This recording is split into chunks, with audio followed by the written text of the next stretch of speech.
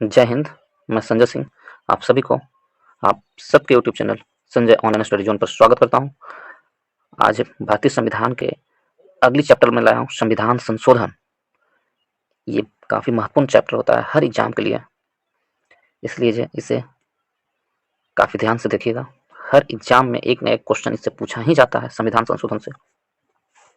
ये काफ़ी महत्वपूर्ण होने वाला है ये अध्याय। इसमें जो भी प्रश्न पूछे गए हैं उसे मैं कवर करने का कोशिश करूँगा अनेक पीसीएस एग्जामों में, तो इसे काफ़ी ध्यान से देखिएगा। इससे पहले भी हमने संविधान से तकरीबन 20-22 चैप्टर पढ़ा चुका हूँ और 1-2 चैप्टर और बचा हुआ है। इसके साथ संविधान संशोधन का, इसके साथ ही भारतीय संविधान का जितने भी चैप्टर अध्याय भर हैं सारे लगभग समाप्त हो जाएंगे। उसके बाद मैं हिस्ट्री स्टार्ट करूँगा। यदि आप लोग को अच्छा लगा हो तो वीडियो को लाइक, शेयर एंड सब्सक्राइब करना ना भूलें। तो चलिए स्टार्ट करते हैं संविधान संशोधन से। पहला प्रश्न क्या कहता है? फर्स्ट प्रश्न है, निम्नांकित कथनों पर विचार कीजिए। पहला प्रश्न, निम्नांकित कथनों पर विचार कीजिए। इसमें क्या कहा जा रहा है? 44वें संवैधानिक संशोधन 1978 द्वारा राजनीति के सभी निदेशक तत्वों को अनुच्छेद 14 से 44 में उल्लेखित मूल अधिकारों पर प्राथमिकता प्रदान की गई है। तो ऐसा तो नहीं है, क्योंकि 42वें संविधान संशोधन के द्वारा ये अनुच्छेद 14 से 19 बताया जा रहा है, ये भी गलत है। दूसरा कथन दूसरा है, मिनर्वा मिल्स बाद 1980 के निर्णय में उच्चतम न्यायालय ने यह व्यवस्था दी है कि केवल अनुच्छेद 39 के ख और ग में उल्लेखित राज्य नीति के निर्देशक तत्वों को अनुच्छेद 14 से 19 में उल्लेखित मूल अधिकारों पर प्राथमिकता संवैधानिक है। तो कथन नंबर 2 सही है और एक गलत है। तो इस प्रकार आंसर हमारा सी सही होगा। आंसर सी सही होगा। 42वां संविधान संशोधन 1976 के द्वारा निदेशक तत्वों को प्राथमिकता एवं सर्वोच्चता को मूल अधिकारों का प्रभाव बनाया गया। अगली प्रश्न की ओर चलते हैं, प्रश्न नंबर 2 की ओर। सेकंड प्रश्न करा, संविधान संशोधन करने के विधेयक को वीटो करने की राष्ट्रपति की शक्ति सहमति देनी होगी शब्द से स्थानापन्न करके किस संशोधन द्वारा छीन ली गई? तो किस संशोधन द्वारा ये छीन ली गई थी? ये शक्ति दी गई थी परंतु संविधान संशोधन करके इसे छीन लिया गया। वो कौन सा संवैधानिक संशोधन करके राष्ट्रपति से छीन ली गई, ये हमसे प्रश्न पूछ रहा है। तो 4 ऑप्शन दिए हुए, 44वां संविधान संशोधन, 23वां संविधान संशोधन, 24वां संविधान संशोधन या 42वां संविधान संशोधन। तो ऑप्शन नंबर सी मेरा सही आंसर होगा। जो राष्ट्रपति को जो शक्ति दी गई थी उसे 24वां संविधान संशोधन के द्वारा छीन ली गई। 24वां संविधान संशोधन 1971 में अनुच्छेद 168 के खंड 2 में संशोधन करके संविधान संशोधन करने के विधेयक को वीटो करने की शक्ति को छीन लिया गया था। कब? 1971 में। 24वां संविधान संशोधन 1971। ऑप्शन नंबर सी मेरा सही आंसर होगा। नेक्स्ट प्रश्न की ओर चलते हैं, प्रश्न नंबर 3 की ओर। प्रश्न नंबर 3 में कहा जा रहा है, निम्न विधेयकों में से किस एक का भारतीय संसद के दोनों सदनों द्वारा अलग अलग विशेष बहुमत से पारित होना आवश्यक है? अलग अलग विशेष बहुमत से ऐसा कौन सा विधेयक है जिसे अलग अलग विशेष बहुमत से पारित होना आवश्यक है? तो वह कौन सा अनुच्छेद है? 4 ऑप्शन दिए हुए, साधारण विधेयक, धन विधेयक, वित्त विधेयक या संविधान संशोधन विधेयक। तो यहाँ पर मेरा आंसर होगा संविधान संशोधन विधेयक। एक ऐसा विधेयक है जो दोनों सदनों से अलग अलग विशेष बहुमत से पारित होना आवश्यक है। संविधान संशोधन विधेयक अनुच्छेद 368 में, आर्टिकल 368 में संविधान संशोधन विधेयक। इस प्रकार ऑप्शन नंबर डी मेरा सही आंसर होगा। और विशेष बहुमत का मतलब क्या होता है? तो विशेष बहुमत का होता है, विशेष बहुमत से पारित होना आवश्यक है अर्थात कुल सदस्यों के आधे से अधिक और उपस्थित एवं मतदान करने वाले सदस्यों के 2/3 बहुमत से इसका पारित होना आवश्यक होता है। प्रत्येक सदन में अलग अलग 2/3 बहुमत से पारित हो। कुल सदस्य जो वहां उपस्थित होते हैं, कुल सदस्य के आधे से अधिक और उपस्थित एवं मतदान करने वाले सदस्यों के 2/3 बहुमत से पारित होना आवश्यक है, तभी संविधान संशोधन किया जा सकता है। वो भी प्रत्येक सदन में अलग अलग होना आवश्यक है। ये नहीं कि संयुक्त सदन में, संविधान संशोधन में संयुक्त सदन बुलाया ही नहीं जाता है। तो इस प्रकार ऑप्शन नंबर डी मेरा सही आंसर होगा। नेक्स्ट प्रश्न पे चलते हैं, प्रश्न नंबर फोर्थ की ओर। फोर्थ में कहा जा रहा है भारतीय संविधान में किस अनुच्छेद के प्रावधानों के अंतर्गत संशोधन किया जा सकता है। तो कौन से अनुच्छेद के अंतर्गत संविधान संशोधन किया जा सकता है। तो काफी आसान प्रश्न है। इसमें ऑप्शन नंबर ए मेरा सही आंसर होगा। अनुच्छेद 368 के तहत संविधान संशोधन किया जा सकता है, अनुच्छेद 368 के तहत। नेक्स्ट प्रश्न पे चलते हैं, प्रश्न नंबर 5 की ओर। 5 में क्या कहा जा रहा है। प्रश्न नंबर 5 में है भारत के संविधान के किस अनुच्छेद में उसके संशोधन की प्रक्रिया दी गई है। तो कौन से अनुच्छेद में संशोधन की प्रक्रिया दी गई है, फिर वही प्रश्न है। 4 ऑप्शन दिए हुए हैं, तो ऑप्शन नंबर सी मेरा सही आंसर होगा। अनुच्छेद 368 के तहत संविधान संशोधन की प्रक्रिया दी गई है। संविधान में संशोधन की पहल की जा सकती है। 6 नंबर क्वेश्चन में क्या है, संविधान में संशोधन की पहल की जा सकती है। 4 ऑप्शन दिए हुए हैं, केवल लोकसभा में, नहीं ऐसा तो नहीं है कि केवल लोकसभा में ही पहल की जा सकती है, केवल राज्यसभा में ये भी नहीं होगा, केवल विधानसभा में ये भी नहीं होगा, संसद के किसी एक सदन में, ये सही होगा। ऑप्शन नंबर डी मेरा सही होगा। संविधान संशोधन संसद के किसी एक सदन में पहल की जा सकती है, चाहे वो राज्यसभा में पहले आए या लोकसभा में पहले आए। तो इस प्रकार ऑप्शन नंबर डी मेरा सही आंसर होगा 6 का। 7 नंबर प्रश्न की ओर चलें। 7 नंबर प्रश्न में क्या कहा जा रहा है। 7 नंबर प्रश्न में लिख रहा है भारत के संविधान के अनुच्छेद 368 के 2 के उपबंधों के तहत यदि कोई विधेयक भारत की संसद द्वारा पारित होने के पश्चात राजस्थान विधानसभा के पास संकल्प द्वारा अनुसमर्थन के लिए आता है, तो यहाँ पर तो राजस्थान लिखा है, या राजस्थान की जगह, क्योंकि ये क्वेश्चन राजस्थान में पूछा था, राजस्थान की जगह किसी भी राज्य में यदि भारत के दोनों सदनों में ये पारित हो चुका है विधेयक, और उसके बाद भारत के किसी भी राज्य के विधानसभा में पास होने के लिए संकल्प के अनुसमर्थन के लिए भेजा जाता है, तो उस समय वो क्या कर सकता है, क्या क्या उसके पास शक्ति है विधानसभा के पास। 3 ऑप्शन दिए हुए हैं ए बी सी, इसमें से कौन कौन सी शक्ति उस विधानसभा के पास पर्याप्त है, तो ये देखना है, सही उत्तर को चयन करना है इसमें हमें। तो पहला है कथन, विधानसभा संकल्प पारित कर सकता है। विधानसभा संकल्प पारित कर सकता है, क्या ये शक्ति प्राप्त है विधानसभा को। और विधानसभा संकल्प को अस्वीकार सकता है। और सी में है ऐसे संकल्प में कोई संशोधन प्रस्ताव नहीं किया जा सकता है। यदि संविधान संशोधन दोनों सदनों से पारित होने के बाद किसी भी राज्य की विधानसभा में पास संकल्प के द्वारा अनुसमर्थन के लिए भेजा जाता है, तो वहां की विधानसभा संकल्प को पारित कर सकता है, उसकी मर्जी। विधानसभा संकल्प को अस्वीकार भी कर सकता है, और ऐसे संकल्प में कोई संशोधन प्रस्ताव नहीं किया जा सकता है। तो इस प्रकार option number A B C मेरा सही आंसर होगा। एक विशेष बहुमत, संविधान संशोधन में 3 तरह के बहुमत का प्रावधान दिया गया है। 3 तरह का बहुमत का, एक साधारण बहुमत का प्रावधान है संविधान संशोधन में, साधारण बहुमत, विशेष बहुमत तथा राज्यों के अनुदान से, आधे से अधिक राज्यों के लिए, तो किसी राज्य में भेजा जाएगा तो वो अस्वीकार भी कर सकता है। तो 3 तरह में ये विशेष बहुमत तथा आधे से अधिक राज्यों का जो बहुमत प्राप्त करना है, उसी में से ये संकल्प पारित शक्ति प्राप्त है विधानसभाओं को। तो इस प्रकार ऑप्शन नंबर सी सही आंसर होगा। नेक्स्ट प्रश्न पे चलते हैं, प्रश्न नंबर 8 की ओर। 8 में कहा जा रहा है, प्रश्न नंबर 8 में क्या है, भारतीय संविधान में संशोधन के लिए विधेयक लाया जा सकता है। तो भारतीय संविधान में संशोधन के लिए विधेयक कहाँ लाया जा सकता है, तो किसी भी सदन में लाया जा सकता है, या तो लोकसभा में या तो राज्यसभा में, दोनों में से किसी भी सदन में लाया जा सकता है। तो ऑप्शन नंबर सी सही आंसर होगा, किसी भी सदन में लाया जा सकता है। अनुच्छेद 368 के तहत संविधान के संशोधन हेतु विधेयक संसद के दोनों सदनों में से किसी एक लोकसभा या राज्यसभा में प्रस्तुत किया जा सकता है। ऑप्शन नंबर सी मेरा सही आंसर होगा। नेक्स्ट प्रश्न को चलते हैं, प्रश्न नंबर 9 की ओर। 9 में क्या जा रहा है, क्या कहा जा रहा है, 9 में है भारतीय संविधान में कोई संशोधन लाने का उपकरण किया जा सकता है। तो भारतीय संविधान में कोई भी संशोधन लाने का कहाँ किया जा सकता है, लोकसभा में, राज्यसभा में। 1 और 2 दोनों सही होगा। कोई भी संशोधन किया जाना है तो चाहे पहले राज्यसभा में लाए, बाद में लोकसभा में आएगा, लोकसभा में पहले आएगा तो फिर बाद में राज्यसभा में जाएगा। तो इस प्रकार ऑप्शन नंबर डी मेरा सही आंसर होगा, दोनों में से किसी में भी लाया जा सकता है। नेक्स्ट प्रश्न को चलते हैं, प्रश्न नंबर 10 की ओर। प्रश्न नंबर 10 में कहा जा रहा है, भारतीय संविधान के अनुसार निम्न विषयों पर संवैधानिक संशोधन के लिए कम से कम आधे राज्यों के विधानसभा द्वारा संपुष्टि आवश्यक है। तो ये विशेष बहुमत प्लस आधे राज्यों के लिए, तो ये कौन कौन से संपुष्टि आवश्यक है, इसमें कुछ फैक्ट बताऊंगा मैं। ये प्रश्न पूछा है, कम से कम आधे राज्यों की विधानमंडल द्वारा संपुष्टि आवश्यक है। तो ये कौन कौन से संविधान संशोधन में ये आवश्यक होता है? विशेष बहुमत, सबसे पहले तो ये तीसरा नंबर में आएगा, विशेष बहुमत तथा आधे राज्यों के अनुमोदन से।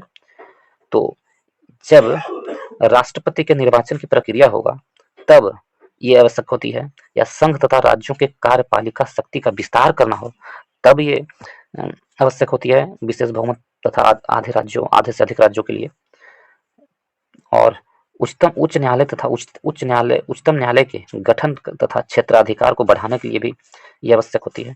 संसद में राज्यों का प्रतिनिधित्व बढ़ाने के लिए संविधान संशोधन प्रक्रिया में भी ये प्रावधान किया जाता है, या 7वीं अनुसूची में वर्णित सूचियों की प्रविष्टि के लिए भी ये प्रावधान लाना पड़ता है। तो इसमें से कौन कौन सा ऑप्शन में दिया हुआ है? सर्वोच्च न्यायालय के अधिकार बढ़ाने में, बिल्कुल सही है। सर्वोच्च न्यायालय के अधिकार यदि बढ़ाना हो तो आपको ये लाना ही होगा। संविधान के संशोधन में, ये भी सही है क्योंकि अभी हमने पढ़ा संविधान संशोधन में। और संविधान संशोधन की प्रक्रिया में संविधान के संघीय प्रावधान में भी और संविधान संशोधन की प्रक्रिया में भी।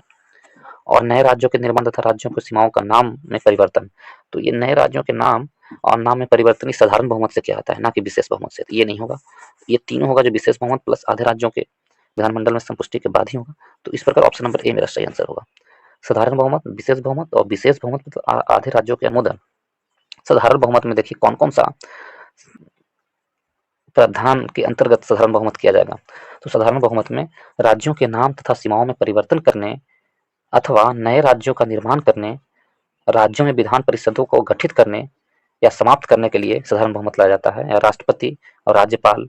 राष्ट्रपति को, राज्यपालों को या उच्च न्यायालय एवं उच्चतम न्यायालय के न्यायाधीशों के वेतन में वृद्धि या कमी करने के लिए साधारण बहुमत का संशोधन लाया जाता है। ये बहुत इंपॉर्टेंट क्वेश्चन यहाँ से बनेगा। साधारण बहुमत किस किस पर लाएंगे? राज्य के नाम या सीमा में परिवर्तन करने के लिए, या नए राज्य के निर्माण करने के लिए, या राज्यों में विधान परिषद का गठित होता है या समाप्ति होता है उसके लिए भी साधारण बहुमत लाया जाता है, या उच्च न्यायालयों या उच्चतम न्यायालयों के वेतन, न्यायाधीशों के वेतन वृद्धि या कमी करने के लिए, इतने प्रावधानों के लिए ही साधारण बहुमत लाया जाएगा। अब विशेष बहुमत द्वारा, तो विशेष बहुमत में आपको सदन के कुल सदस्यों का 50% तथा मतदान करने वाले सदस्यों के 2/3 किए जाने वाले संवैधानिक परिवर्तन को ही विशेष बहुमत कहा जाता है। अब विशेष बहुमत तथा राज्यों के अनुमोदन ये बता चुके हैं, तो इस प्रकार ऑप्शन नंबर ए मेरा सही आंसर होगा। नेक्स्ट प्रश्न को चलते हैं, प्रश्न नंबर 11 की ओर। ये भी थोड़ा लंबा प्रश्न है। निम्नलिखित में से कौन विषय, 11वें नंबर प्रश्न में कह रहा है निम्नलिखित में से कौन कौन से विषय हैं जिन पर कम से कम आधे राज्यों के विधानमंडलों के अनुसमर्थन से ही संविधान संशोधन संभव है। संविधान संशोधन संभव में आधे राज्यों के अनुसमर्थन से ही। तो अभी हमने 4-5 पॉइंट बताया, 4-5 पॉइंट हमने क्या क्या बताया था उसमें से ही है। तो फिर से मैं वो पॉइंट बता देता हूँ। विशेष राज्य प्लस आधे राज्यों के अनुसमर्थन कब कब होगा? जब राष्ट्रपति के निर्वाचन की प्रक्रिया होगी, तो ऑप्शन नंबर ए तो इसमें सही है। दूसरा, संघ तथा राज्यों के कार्यपालिका शक्ति का विस्तार होगा, संघ एवं राज्यपालिका शक्ति का विस्तार होगा तब विशेष बहुमत एवं आधे राज्यों के लिए। तीसरा पॉइंट, उच्चतम न्यायालय तथा उच्च न्यायालय का गठन होगा तथा उनके क्षेत्राधिकार में वृद्धि होती है तब साधारण बहुमत, विशेष बहुमत प्लस आधे राज्यों का समर्थन होगा। संसद में राज्यों का प्रतिनिधित्व के लिए, तो ऑप्शन नंबर 2 भी सही है। संसद में राज्यों के प्रतिनिधित्व के लिए भी विशेष बहुमत एवं आधे राज्यों के लिए संपुष्टि जरूरी है। संविधान संशोधन की प्रक्रिया में, संविधान संशोधन की प्रक्रिया इसमें है नहीं है, ठीक है। और 7वीं अनुसूची में वर्णित सूचियों को प्रविष्टि के लिए, तो ऑप्शन नंबर 3 भी मेरा सही है। 7वीं अनुसूची में कोई भी सूची बढ़ाने के लिए, तो इस प्रकार ये पॉइंट होंगे, ये पॉइंट होंगे तभी राज्यों में विशेष राज्य का विशेष बहुमत तथा आधे राज्यों के अनुमोदन का आवश्यकता होती है। तो इस प्रकार ऑप्शन नंबर ए मेरा सही आंसर होगा। 1, 2 एंड 3 सही आंसर होगा। नेक्स्ट प्रश्न को चलते हैं, प्रश्न नंबर 11th से 12th की ओर। प्रश्न नंबर 12th में कहा जा रहा है निम्नलिखित कथनों पर विचार कीजिए। तो कथन क्या है? भारत के संविधान में संशोधन केवल लोकसभा में एक विधेयक की पुनः स्थापना द्वारा ही प्रारंभ किया जा सकता है। बिल्कुल गलत है। केवल लोकसभा में कह दिया, ये गलत है। नहीं, राज्यसभा में भी लाया जा सकता है, ठीक है। सेकंड, यदि ऐसा संशोधन संविधान के संघीय चरित्र में परिवर्तन की मांग करता है तो संशोधन का अनुसमर्थन भारत के सभी राज्यों के विधानमंडल द्वारा किया जाना भी आवश्यक होगा। तो ऑप्शन नंबर 2 भी गलत है। तो हमसे पूछा है कौन सा कथन सही है, तो ना तो 1 सही है और ना ही 2 सही है। ऑप्शन नंबर डी इस प्रकार मेरा सही आंसर होगा। ठीक है,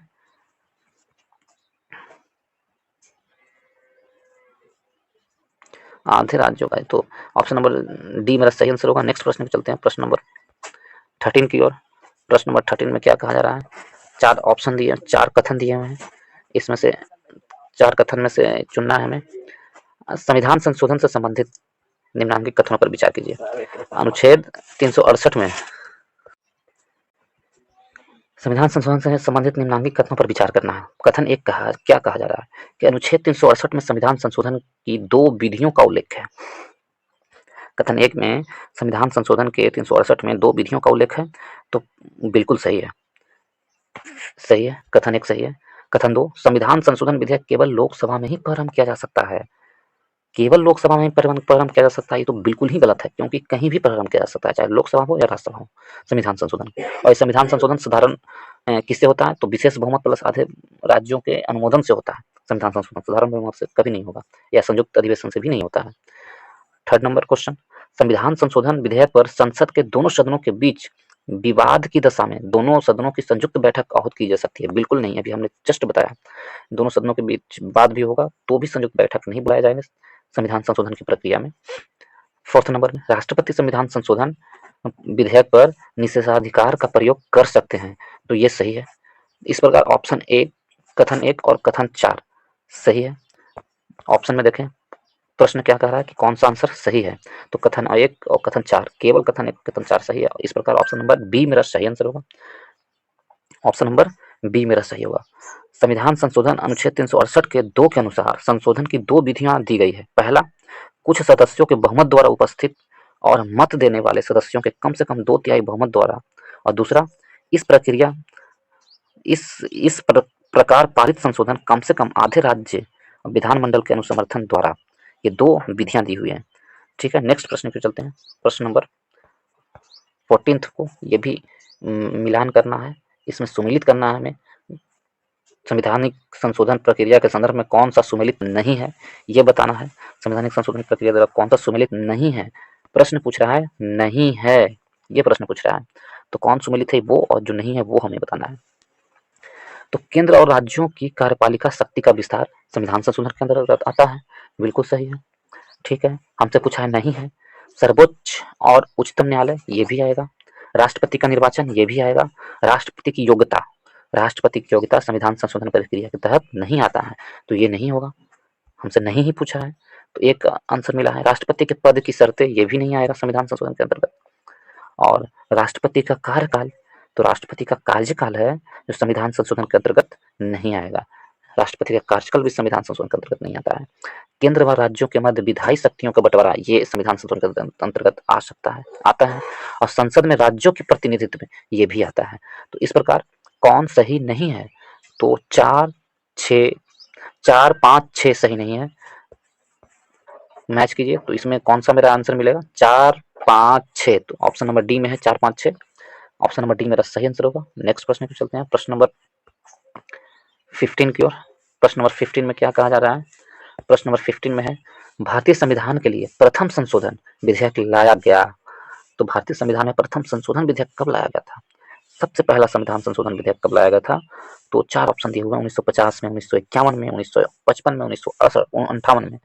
तो ऑप्शन नंबर बी मेरा सही आंसर होगा। भारतीय संविधान संशोधन में पहला विधेयक लाया गया था 1951 में, अनुच्छेद 1951 में लाया गया था। और प्रथम 1951 में अनुच्छेद 15 को, अनुच्छेद 19 को, अनुच्छेद 85 को, अनुच्छेद 87 को, अनुच्छेद 174 को, अनुच्छेद 176 को, अनुच्छेद 341 को, अनुच्छेद 342 को, अनुच्छेद 372 को, अनुच्छेद 376 में संशोधन किया गया था। जो पहला संविधान संशोधन लाया गया था उसमें इतने अनुच्छेद में संशोधन किया गया था, और दो नए अनुच्छेद बनाए गए थे। जब प्रथम अनुच्छेद संविधान संशोधन लाया गया था 1951 में, दो नए अनुच्छेद भी ऐड किए गए थे, उसमें से अनुच्छेद 31 के क, अनुच्छेद 31 के ख, और 9वीं अनुसूची संविधान में जोड़ा गया था। 9वीं अनुसूची संविधान में जोड़ा गया था, और भाग 11 को जोड़ा गया था।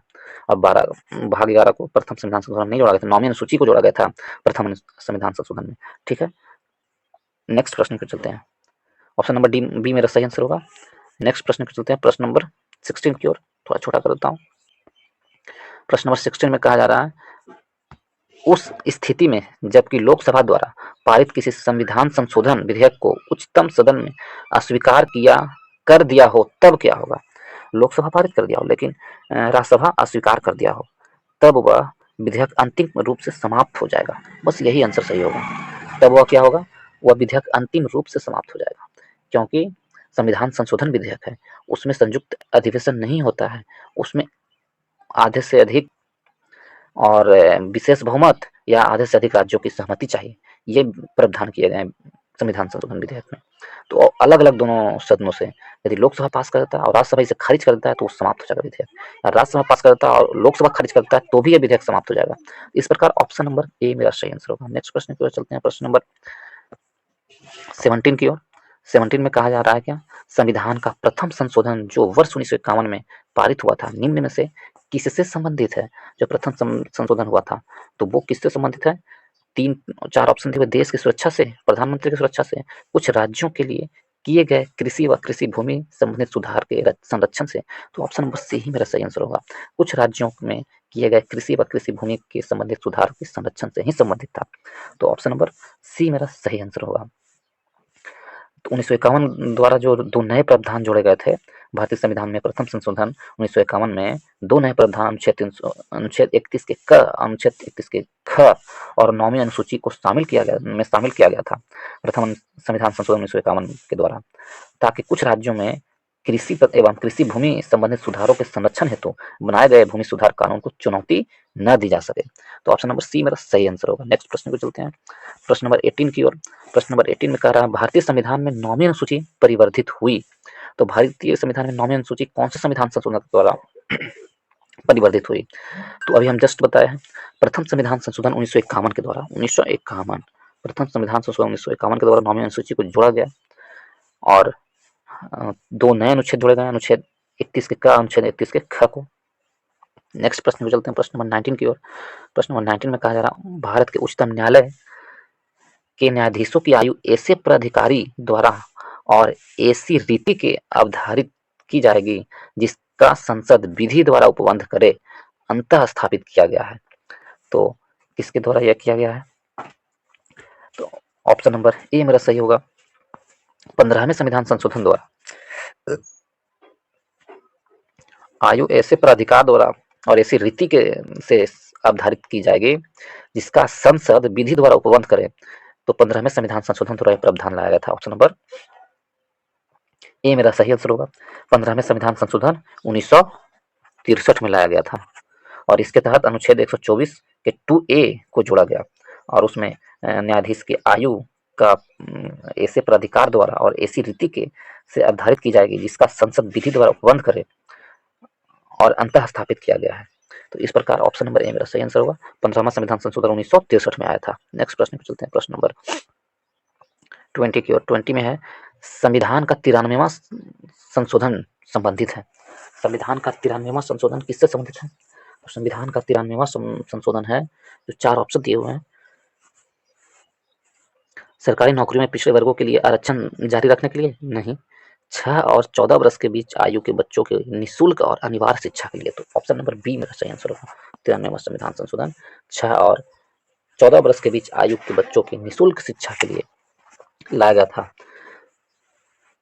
निःशुल्क एवं अनिवार्य शिक्षा के लिए प्रावधान किया गया था और इस अधिनियम को बाद में 86वें संविधान संशोधन अधिनियम 2002 के रूप में जाना जाता है। 93वां संविधान संशोधन को बाद में 86वें संविधान संशोधन अधिनियम 2002 में 86वां संविधान संशोधन अधिनियम 2002 के रूप में जाना जाता है, 2002 के रूप में जाना जाता है और अनुच्छेद 21 के क में इसे जोड़ दिया गया था। मूल अधिकार के तहत अनुच्छेद 121 के क का सृजन भी किया गया था 86वें संविधान संशोधन अधिनियम 2002 के द्वारा। 21 के क का सृजन किया गया था और नीति के निर्देशक तत्व में अनुच्छेद 45 में इसे जोड़ा गया है और मूल कर्तव्य के नया खंड 45 के क के ट में भी इसे 86वें संविधान संशोधन द्वारा 86वें संविधान संशोधन अधिनियम 2002 द्वारा जोड़ा गया है। 93वां संविधान संशोधन को 86वें संविधान संशोधन में बाद में बदल दिया गया और यह 86वां संविधान संशोधन अधिनियम 2002 के द्वारा पहले शिक्षा को 6 से 14 वर्ष के बीच बच्चों के लिए अनिवार्य एवं निःशुल्क शिक्षा का प्रावधान किया गया। इसमें अनुच्छेद 21 का क जोड़ा गया मूल अधिकार में, और राज्य के नीति निदेशक तत्व के तहत अनुच्छेद 45 में पूरा स्थापित कर दिया गया, और मूल कर्तव्य में भी इसे जोड़ा गया। 86वें संविधान संशोधन के द्वारा ही मूल कर्तव्य के 51 के अनुच्छेद 51 के क के ट में जोड़ा गया। तो ऑप्शन नंबर बी मेरा सही आंसर होगा। ठीक है, नेक्स्ट प्रश्न को चलते हैं, प्रश्न नंबर 21 की ओर। 21 में कहा जा रहा है 86वें संविधान संशोधन प्रस्तावित शिक्षा का अधिकार किस वर्ष से लागू किया गया। तो 86वें संविधान संशोधन अधिनियम 2002 में लाया गया था, और शिक्षा के अधिकार को 1 अप्रैल 2010 से लागू किया गया। शिक्षा का अधिकार, राइट टू एजुकेशन जिसे बोलते हैं, 1 अप्रैल 2010 से लागू किया गया। ऑप्शन नंबर डी मेरा सही आंसर होगा। ऑप्शन नंबर डी मेरा सही आंसर होगा।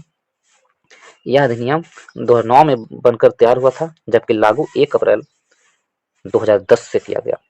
नेक्स्ट प्रश्न पे चलते हैं, ऑप्शन नंबर डी मेरा सही आंसर है। नेक्स्ट प्रश्न में, प्रश्न नंबर 22 में क्या कहा जा रहा है। तो 22 में है संविधान के किस संशोधन के अंतर्गत अन्य पिछड़ा वर्ग के शिक्षा संस्थानों में प्रवेश हेतु 27% का आरक्षण दिया गया है। तो अन्य पिछड़ा वर्गों को कौन से संविधान संशोधन के तहत शिक्षा में प्रवेश के लिए 27% का आरक्षण दिया गया है। तो ऑप्शन नंबर कौन सा सही होगा। 92वां संविधान संशोधन, 93वां संविधान संशोधन, 94वां संविधान संशोधन या 86वां संविधान संशोधन। तो ऑप्शन नंबर बी मेरा सही आंसर होगा। 93वां संविधान संशोधन के तहत ही अन्य पिछड़ा वर्ग के लोगों को शिक्षण संस्थानों में 27% का आरक्षण दिया गया। ऑप्शन नंबर बी मेरा सही आंसर होगा। ऑप्शन नंबर बी सही होगा। और 93वां संविधान संशोधन अधिनियम 2005 के अंतर्गत अन्य पिछड़ा वर्गों को शिक्षा संस्थानों में 27% आरक्षण का प्रावधान किया गया है, और संविधान के अनुच्छेद 15 में खंड 5 जोड़ा गया है। तो इस प्रकार ऑप्शन नंबर बी मेरा सही आंसर होगा। नेक्स्ट प्रश्न पे चलते हैं, प्रश्न नंबर 30 की ओर। प्रश्न नंबर 30 थोड़ा लंबा है, इससे मिलान करना है, ज़्यादा छोटा भी नहीं कर सकते हैं, इसलिए बड़ा नहीं कर देता हूँ दोस्तों। क्वेश्चन नंबर 23 में सूची 1 सूची 2 को सुमेलित कीजिए, ये दिया गया है। सूची 1 में है संविधान संशोधन, और सूची 2 में विषय दिया हुआ है। तो ए में क्या कह रहा है, संविधान 69वां संशोधन अधिनियम 1991, 69वां संविधान संशोधन, 69वां संविधान संशोधन किस लिए लाया गया था 1991 में। तो यहाँ पर मैं देखूं 69वां संविधान संशोधन किस लिए लाया गया था। ठीक है, दिख नहीं रहा, थोड़ा छोटा ही कर देता हूँ। 69वां संविधान संशोधन यहाँ से किस लिए लाया गया था। तो 69वां संविधान संशोधन 1991, और ऊपर ये मिल नहीं रहा है। 69वां संविधान संशोधन 1991 किस लिए लाया गया, छोटा और करता हूँ। तो वो दिल्ली के राष्ट्रीय राजधानी क्षेत्र घोषित करने के लिए। तो ए का 5 हो जाएगा, ऑप्शन ए का 5, ए का 5 होगा। ठीक है, संविधान जो 15वां संशोधन अधिनियम 1994 में 15वां, 69वां के बाद 75वां, 69वां के बाद 75वां संविधान संशोधन किस लिए लाया गया था। तो राज्य स्तरीय किराया अधिकरणों की स्थापना के लिए। तो ये किस में है, ऑप्शन नंबर 1 में है, राज्य स्तरीय किराया अधिकरणों के लिए, ऑप्शन नंबर 1 हो जाएगा। ठीक है, और 80वां संविधान संशोधन 2000 में आया था, वो किस लिए लाया गया था। तो 80वां संविधान संशोधन था वो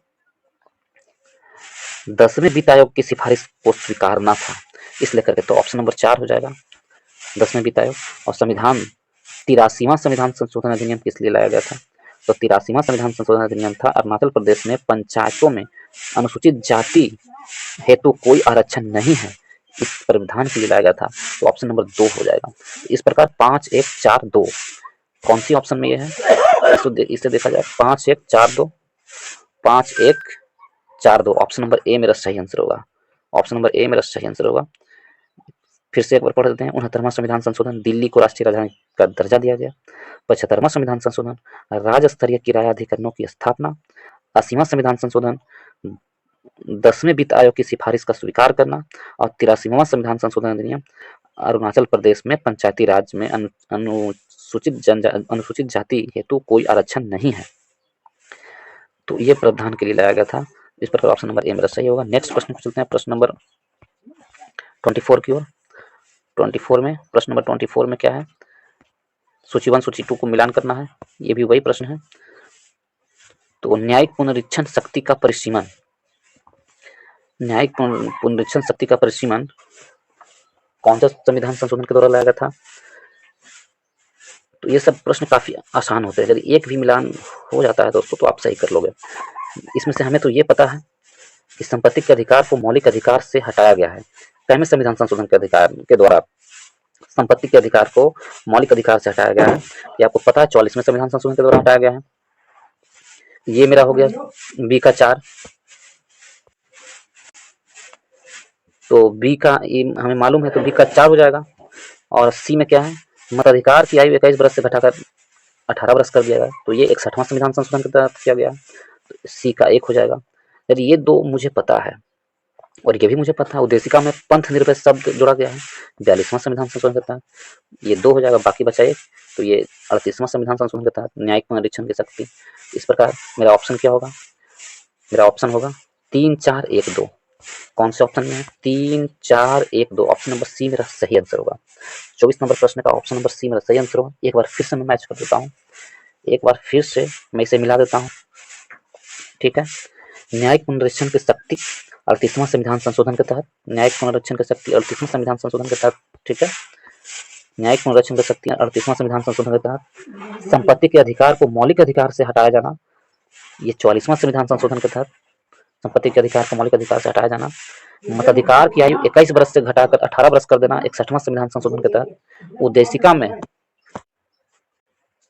61वां संविधान संशोधन के तहत, और उद्देशिका में पंथ निरपेक्ष शक्ति शब्द को जोड़ा जाना 42वां संविधान संशोधन के तहत। तो इस प्रकार ऑप्शन नंबर सी मेरा सही आंसर होगा। नेक्स्ट प्रश्न पे चलते हैं, प्रश्न नंबर 25 की ओर। 25 में निम्नलिखित कथनों पर विचार कीजिए। तो कथन 2 दिए हुए, इसमें से कौन सा कथन सही है, ये हमसे पूछ रहा है। भारत के संविधान में 44वां संशोधन द्वारा लाए गए एक अनुच्छेद ने प्रधानमंत्री के निर्वाचक को न्यायिक पुनरावलोकन के परे कर दिया। तो ये गलत है, ऐसा नहीं हुआ है। भारत के संविधान में 99वां संशोधन को भारत के उच्चतम न्यायालय ने अभिखंडित कर दिया, क्योंकि यह न्यायपालिका की स्वतंत्रता का अतिक्रमण था।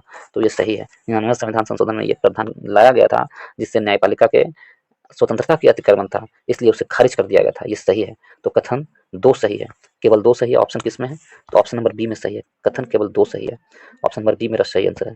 नेक्स्ट प्रश्न पे चलते हैं, प्रश्न नंबर 26 में मैच है, मैच करना है संवैधानिक संशोधन का प्रावधान और संवैधानिक संशोधन का क्रम, ये मैचिंग करना है हमें। तो इसमें से अभी जस्ट हमने पढ़ा है राष्ट्रीय न्यायिक नियुक्ति आयोग का निर्माण, नहीं, अभी हमने क्या पढ़ा था कि रिक्तियों के बैकलॉग को भरने के लिए अनुसूचित जाति अनुसूचित जनजाति के आरक्षण के सदस्यों का, अभी आपको मैच करना है इसमें।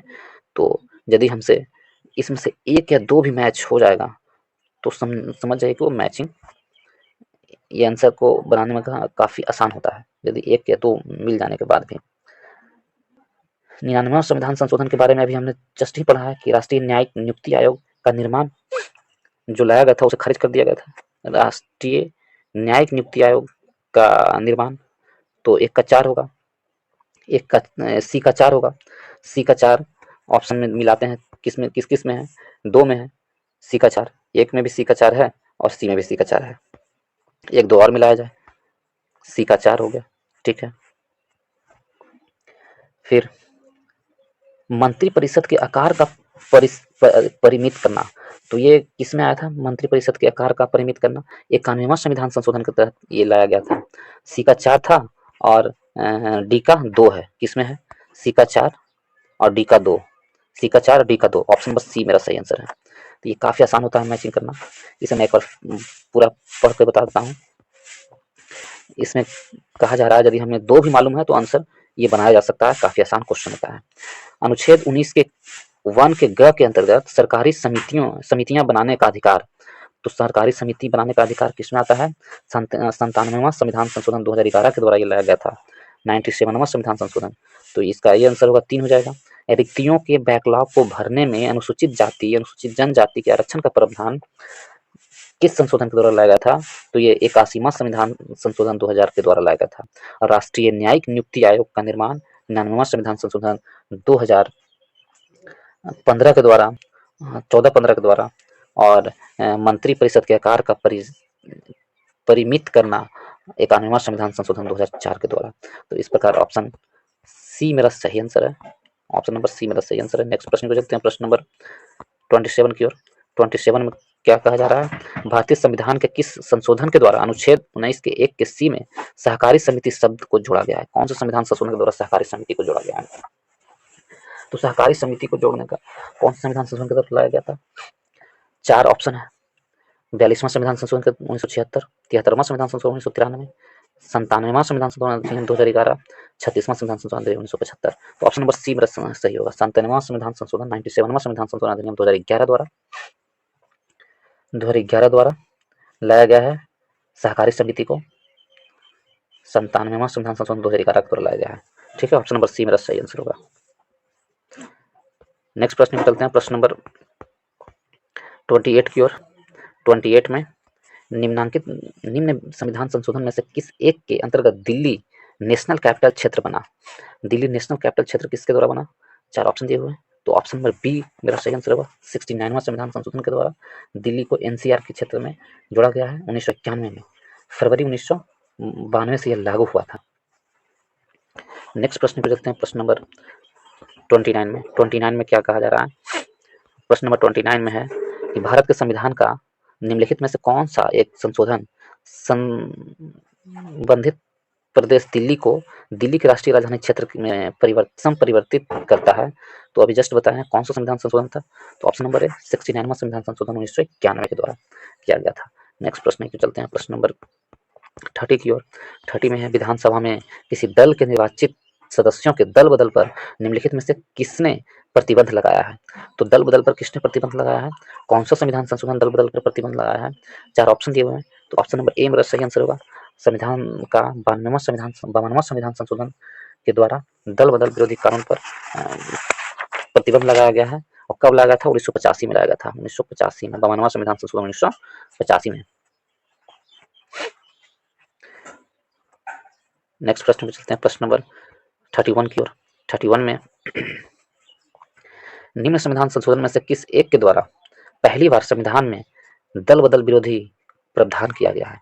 तो दल बदल विरोधी कानून का प्रावधान किया गया कौन से संविधान संशोधन के तहत? तो 52वां संविधान संशोधन 1985 के द्वारा। नेक्स्ट प्रश्न पे चलते हैं, प्रश्न नंबर 32।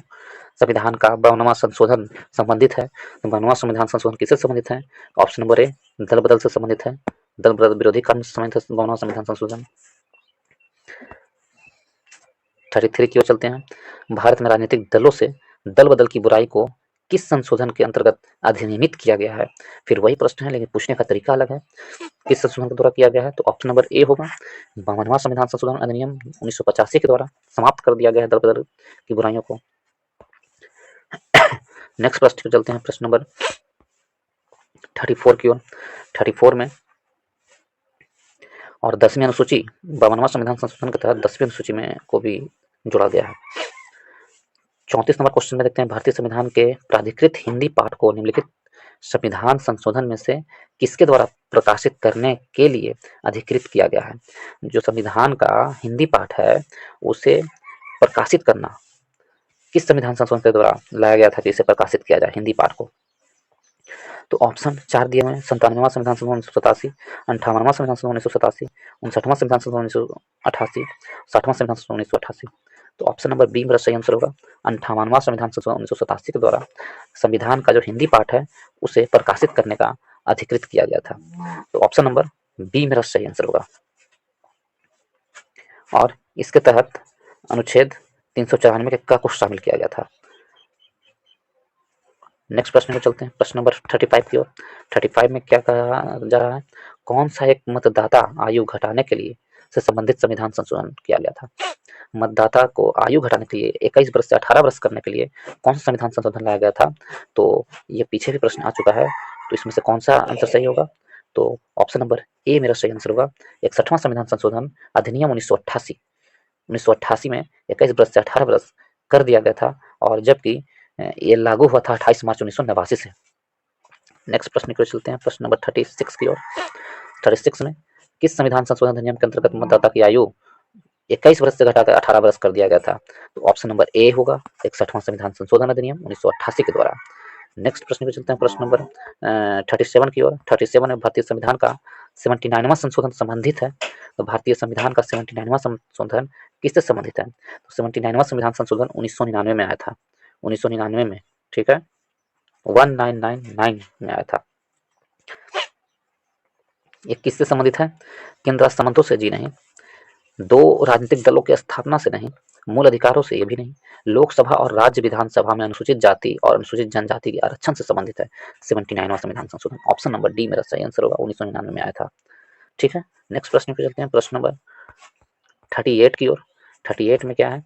अनुसूचित जातियों और अनुसूचित जनजातियों के लिए लोकसभा तथा राज्य विधानसभाओं में सीटों का आरक्षण का प्रावधान किया गया है। संविधान संशोधन में किस संविधान संशोधन से किया गया है? अनुसूचित जाति अनुसूचित जनजाति के लिए सीटों का प्रावधान है, वो कौन से संविधान संशोधन के द्वारा किया गया, ये प्रश्न पूछा है। तो 5 ऑप्शन है, अभी जस्ट हमने बताया। तो कौन से संविधान संशोधन के तहत ऐसा किया गया था? 79वें संविधान संशोधन 1999 के तहत लोकसभा और राज्यसभा में अनुसूचित जाति अनुसूचित जनजातियों के लिए एवं एंग्लो इंडियन के आरक्षण की अवधि को 10 वर्ष तक बढ़ाया गया था। ये 79वां संविधान संशोधन के तहत किया गया था। ऑप्शन नंबर डी मेरा सही आंसर होगा। नेक्स्ट प्रश्न को चलते हैं, प्रश्न नंबर 39 की ओर। 39 में प्रश्न में क्या कहा जा रहा है? तो इसमें है अनुसूचित जाति और अनुसूचित जनजाति के संयुक्त राष्ट्रीय आयोग को किस संवैधानिक संशोधन के अंतर्गत दो अलग अलग निकायों में बांट दिया गया। पहले ये दोनों आयोग एक ही थे, लेकिन एक संविधान संशोधन के तहत इसे दो अलग अलग आयोग में बांट दिया गया। वह संवैधानिक संशोधन 1989 में हुआ था। 89 संविधान संशोधन 2003 में जो लाया गया था, 89वां संविधान संशोधन, उसके तहत अनुसूचित जाति आयोग और अनुसूचित जनजाति आयोग को अलग अलग बांट दिया गया। और इसमें अनुसूचित जाति आयोग को अनुच्छेद 338 के तहत, अनुसूचित जनजाति आयोग को अनुच्छेद 338 के क के तहत रखा गया। नेक्स्ट प्रश्न को चलते हैं, प्रश्न नंबर 40 की ओर। प्रश्न नंबर 40 में है भारतीय संविधान की आधारभूत संरचना के सिद्धांत का तात्पर्य क्या है? भारतीय संविधान के आधारभूत संरचना का तात्पर्य क्या है? संविधान के कुछ लक्षण ऐसे अनिवार्य हैं कि उनका निराकरण नहीं किया जा सकता है। ऑप्शन नंबर ए ही सही मेरा है। आधारभूत संरचना का मतलब हुआ कुछ ऐसे लक्षण है जिसका निराकरण यानी संशोधन नहीं किया जा सकता है, बिल्कुल नहीं किया जा सकता है। तो ऑप्शन नंबर ए मेरा सही आंसर होगा। नेक्स्ट प्रश्न पे चलते हैं, प्रश्न नंबर 41 की ओर। 41 में केशवानंद भारती केस का महत्व इसलिए है कि केशवानंद भारती केस का महत्व किस लिए है? उनके कार्यपालिका के आदेशों को दरकिनार कर दिया था? नहीं। उच्चतम न्यायालय से ने संविधान की मूल विशेषता को प्रतिपादित किया? ये सही है। केशवानंद भारती केस का महत्व इसलिए है कि उच्चतम न्यायालय ने संविधान की मूल विशेषताओं को प्रतिपादित किया था। ऑप्शन नंबर बी मेरा सही आंसर होगा। नेक्स्ट प्रश्न को चलते हैं। केशवानंद भारती बनाम केरल राज्य का जो ऐतिहासिक मामला था वह 1973 में आया था। नेक्स्ट प्रश्न को चलते हैं, प्रश्न नंबर 42 की ओर। 42 में भारत के सर्वोच्च न्यायालय ने संविधान के आधारभूत ढांचे के सिद्धांत को स्पष्ट किया। अभी जस्ट हमने इसका आंसर बताया है। 1973 में केशवानंद भारती बाद 1973 के तहत आधारभूत ढांचे को स्पष्ट किया था। केशवानंद भारती बाद 1973 के तहत। ऑप्शन नंबर डी मेरा सही आंसर होगा। नेक्स्ट प्रश्न, प्रश्न नंबर 43 की ओर। 43 में है भारत में नागरिकों के मौलिक अधिकारों में संशोधन कौन कर सकता है? तो मौलिक अधिकारों में संशोधन किसे करने का अधिकार है भारत के नागरिकों का? तो लोकसभा, राज्यसभा, संसद या सर्वोच्च न्यायालय। तो ऑप्शन नंबर सी मेरा सही आंसर होगा। मौलिक अधिकारों, नागरिकों के मौलिक अधिकारों में संशोधन संसद के द्वारा किया जा सकता है। यह अधिकार संसद को है। और ऑप्शन नंबर सी मेरा सही आंसर होगा। नेक्स्ट प्रश्न को चलते हैं, प्रश्न नंबर 44 में।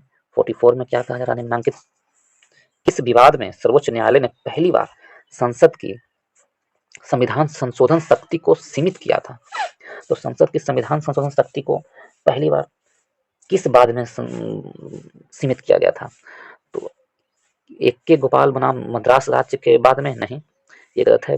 गोलकनाथ बनाम पंजाब राज्य के बाद में सर्वोच्च न्यायालय ने पहली बार संसद की संविधान संशोधन की शक्ति को सीमित किया था। और यह बात कब आया था? 1967 में यह बात आया था। गोलकनाथ बनाम पंजाब राज्य बाद 1967 में सर्वोच्च न्यायालय ने संसद के संविधान संशोधन शक्ति को पर सीमाएं आरोपित कर दी थी, यानी कम कर दिया था उनकी सीमाओं को। जो संविधान संशोधन करने की सीमाएं थे उसमें अंकुश लगाया था। इस प्रकार ऑप्शन नंबर बी मेरा सही आंसर होगा। ऑप्शन नंबर बी, गोलकनाथ बनाम पंजाब राज्य। नेक्स्ट प्रश्न को चलते हैं, प्रश्न नंबर 45 की ओर। 45 में निम्नलिखित में से किस संविधान अधिनियम को लघु संविधान कहा जाता है? काफी चर्चित क्वेश्चन है। लघु संविधान किसे कहा जाता है? 42वां संविधान संशोधन को, बी में है 44वां, सी में है 86वां और डी में है 50वां। तो कौन से संविधान संशोधन को लघु संविधान कहा जाता है? ऑप्शन नंबर ए 42वां संविधान संशोधन को लघु संविधान कहा जाता है। और 42वां संविधान संशोधन 1976 में लाया गया था। 42वां संविधान संशोधन। नेक्स्ट प्रश्न की ओर चलते हैं, प्रश्न नंबर 46 की ओर। 46 में संविधान का कौन सा संशोधन यह प्रावधानित करता है कि कोई कानून जो राज्य के उन नीति निर्देशक सिद्धांतों को जो अनुच्छेद 39 के बी और सी में वर्णित है प्रभावी बनाने हेतु पारित किया जाए, इस कारण से निरस्त नहीं किया जाएगा कि वह अनुच्छेद 14 और 19 में प्रदत्त अधिकारों को सीमित करता है। ये कौन से संविधान संशोधन के द्वारा लाया गया था? तो ऑप्शन नंबर ए मेरा सही आंसर होगा, 25वां संविधान संशोधन के द्वारा यह लाया गया था, 1971 के द्वारा अनुच्छेद 31 के ग के तहत यह प्रावधान किया गया था।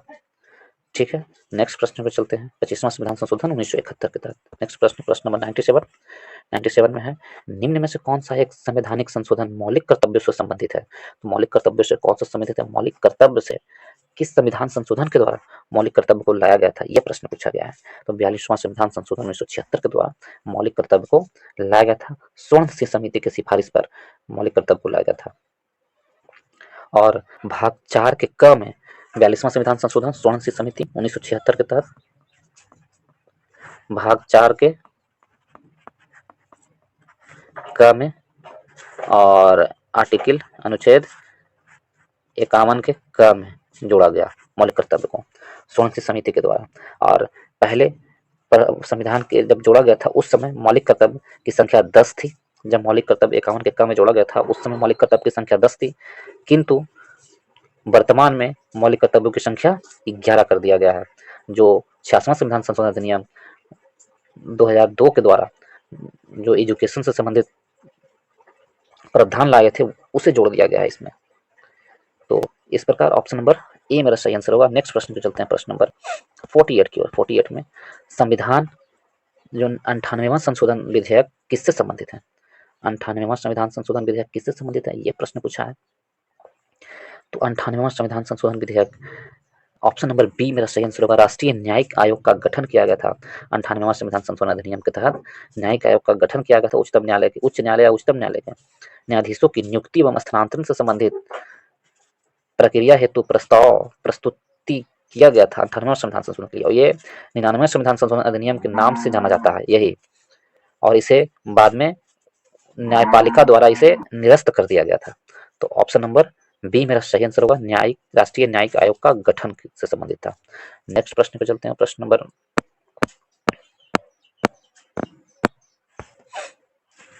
ऑप्शन नंबर बी मेरा सही आंसर होगा, ऑप्शन नंबर 49 में से कौन सा संविधान संशोधन अधिनियम गुड्स एंड सर्विस टैक्स का प्रावधान करता है? तो कौन सा संविधान संशोधन अधिनियम गुड्स एंड सर्विस टैक्स का प्रावधान करता है 49 में? ये ऑप्शन नंबर डी मेरा सही आंसर होगा, 101वां संविधान संशोधन अधिनियम 2016 के द्वारा goods and service tax GST को लाया गया था। 101वां संविधान संशोधन अधिनियम 2016 के तहत जीएसटी को लाया गया था। नेक्स्ट प्रश्न पे चलते हैं, प्रश्न नंबर 50 में क्या है, भारत में 2013 तक कितने संविधान संशोधन की क्रियान्वयन हो चुका है? तो 2013 तक पूछ रहा है, 2013 तक 98 संविधान संशोधन हो चुका था, ऑप्शन नंबर डी मेरा सही होगा। लेकिन वर्तमान में 2023 तक 105वां संविधान संशोधन अधिनियम हो चुका है। 105 2023 तक कितना, 105 संविधान संशोधन हो चुका है 2023 तक। ठीक है, नेक्स्ट प्रश्न पे चलते हैं, प्रश्न नंबर 51 की ओर, 51 की ओर। निम्नलिखित संविधान संशोधन अधिनियम में से किस एक में यह प्रावधान है कि केंद्र और किसी राज्य में मंत्रिपरिषद का आकार क्रमशः लोकसभा के सदस्यों की कुल संख्या एवं उस राज्य की विधानसभा के सदस्यों की कुल संख्या के 15% से अधिक नहीं होगा? ये कौन से संविधान संशोधन के द्वारा लाया गया था? तो अभी ऊपर हम लोगों ने इसे देखा था, तो यह 91वां संविधान संशोधन 2003 के तहत यह प्रावधान लाया गया था कि मंत्रिपरिषद का जो 15% से अधिक नहीं होगा। कितना, ऑप्शन नंबर ए मेरा सही होगा, 91वां संविधान संशोधन 2003 के द्वारा। नेक्स्ट प्रश्न पर चलते हैं, प्रश्न 52 की ओर। 52 में है, संविधान के किस संशोधन के द्वारा केंद्रीय मंत्रियों की संख्या लोकसभा के कुल सदस्यों के 15% पर सीमित कर दी गई थी? 91वां संविधान संशोधन 2003 के द्वारा यह प्रावधान लाया गया था। नेक्स्ट प्रश्न पर चलते हैं, प्रश्न नंबर 53 निम्नलिखित भारतीय संविधान संशोधन में से कौन सा संशोधन केंद्रीय मंत्रिमंडल के आकार को सीमित करता है? तो ऑप्शन नंबर बी मेरा सही आंसर होगा। 91वां संविधान संशोधन 2003 के द्वारा ये प्रावधान लाया गया था। नेक्स्ट प्रश्न की ओर, फिर वही प्रश्न है। 54 में क्या कहा जा रहा है? केंद्रीय मंत्रियों की संख्या को लोकसभा के कुल सदस्यों की संख्या के 15% पर सीमित कर दिया गया था। कौन सा संविधान संशोधन के द्वारा? तो 91वां संविधान संशोधन 2003 के द्वारा यह प्रावधान किया गया था। नेक्स्ट प्रश्न पे चलते हैं, प्रश्न नंबर 55 की ओर। प्रश्न नंबर 55 में है, सिक्किम एक नया राज्य बना, ये प्रश्न की प्राकृतिक समझे। ये दो प्रकार के प्रश्न पूछे जाते हैं। सिक्किम, पहला प्रश्न पूछे जाएंगे, सिक्किम नया राज्य बना कौन से संविधान संशोधन के तहत? तो इसका आंसर होगा ऑप्शन नंबर डी, 36वें संविधान संशोधन के तहत। सिक्किम नया राज्य बना, लेकिन किस संविधान संशोधन के द्वारा सिक्किम को नया राज्य घोषित किया गया था? ये यदि प्रश्न पूछ लिया जाए, या दर्जा प्रदान किया गया था, किस संविधान संशोधन के तहत सिक्किम को भारत का राष्ट्रीय भारत के राज्यों का दर्जा प्रदान किया गया था? तो वो होगा 35वां संविधान संशोधन के द्वारा दर्जा प्रदान किया गया था। लेकिन 36वां संविधान संशोधन 1975 के द्वारा सिक्किम को भारतीय संघ में 22वें राज्य के रूप में प्रवेश दिया गया, 22वां राज्य के रूप में प्रवेश दिया गया 36वें संविधान संशोधन के द्वारा, यहाँ बन गया। यानी 36वें संविधान संशोधन 1975 के द्वारा सिक्किम भारत का 22वां राज्य बना। लेकिन किस अधिनियम द्वारा दर्जा प्रदान किया गया था? तो 35वें संविधान संशोधन के द्वारा। दोनों क्वेश्चन अलग अलग हैं, इसलिए यहाँ पर समझने की बहुत जरूरत है। तो ऑप्शन नंबर डी मेरा सही आंसर होगा। नेक्स्ट प्रश्न पे चलते हैं, प्रश्न नंबर 56, निम्नलिखित में से किस एक संवैधानिक संशोधन द्वारा मिजोरम को राज्य का दर्जा प्रदान किया गया? यहाँ पर वही प्रश्न है, मिजोरम को राज्य का दर्जा प्रदान किया गया। ठीक है, तो ये ऑप्शन 4 दिए हैं, 53वां, 54वां, 55वां या 52वां। तो ऑप्शन नंबर ए मेरा सही आंसर होगा। 53वां संविधान संशोधन 1986 द्वारा अनुच्छेद 71 के में खंड जी जोड़कर मिजोरम को भारतीय संघ में राज्य का दर्जा प्रदान किया गया, और दर्जा प्रदान किया गया मिजोरम को भारतीय राज्य के रूप में। लेकिन वह भारत के 23वां राज्य के रूप में 1987 में भारतीय संघ में शामिल हुआ। भारतीय राज्य के 23वां राज्य के रूप में वो कब? तो 1987 में शामिल हुआ सिक्किम। 1987 में 20 फरवरी 1987 में भारत का संघ में शामिल हुआ 23वें राज्य के रूप में। तो ऑप्शन नंबर ए मेरा सही आंसर है। लेकिन 1987 में कुछ और राज्य भी शामिल हुए थे, जिसमें अरुणाचल प्रदेश भी 1987 में भारतीय राज्य में शामिल हुआ था, गोवा और मिजोरम। इसे अमिगो कह सकते, अमिगो। 1987 में भारतीय राज्य के रूप में शामिल होने वाले 3 राज्य है, अरुणाचल प्रदेश, गोवा और मिजोरम। अमिगो के नाम से जाना जाता है। ऑप्शन नंबर ए मेरा सही आंसर होगा। नेक्स्ट प्रश्न पे चलते हैं, प्रश्न नंबर 57 में किस संविधान संशोधन ने शिक्षा का अधिकार प्रदान करने वाला एक नया अनुच्छेद 21 के ए संविधान में जोड़ा गया? कौन से संविधान संशोधन के तहत? काफी आसान है ये प्रश्न, अभी ऊपर हमने देखा है। तो ऑप्शन नंबर ए मेरा सही आंसर होगा। 86वां संविधान संशोधन के द्वारा शिक्षा के अधिकार को अनुच्छेद 21 के ए में जोड़ा गया, जो मौलिक अधिकार है, और नीति के निर्देशक तत्व में 45 में जोड़ा गया, और मौलिक कर्तव्य में 51 के क के ट में जोड़ दिया गया। तो ये तीनों में जोड़ा गया है। किस संशोधन के तहत थी? 86वां संविधान संशोधन के तहत ही जोड़ा गया है शिक्षा को।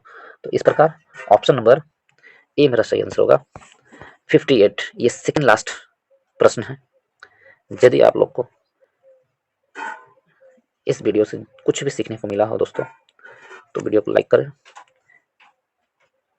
वीडियो को दोस्तों के ग्रुप में शेयर करना ना भूलें, और चैनल को सब्सक्राइब करें। चलिए सेकंड लास्ट क्वेश्चन देखते हैं। 2012 में भारत के संविधान में होने वाले 97वां संशोधन सरोकार किस विषय से था? 97वां संविधान संशोधन किस विषय से लाया गया था? तो 97वां संविधान संशोधन था जो सहकारी संस्थाओं को गठन का कार्य संचालन के लिए। और कब लाया गया था? 2012 में लाया गया था 97वां संविधान संशोधन। और इसके तहत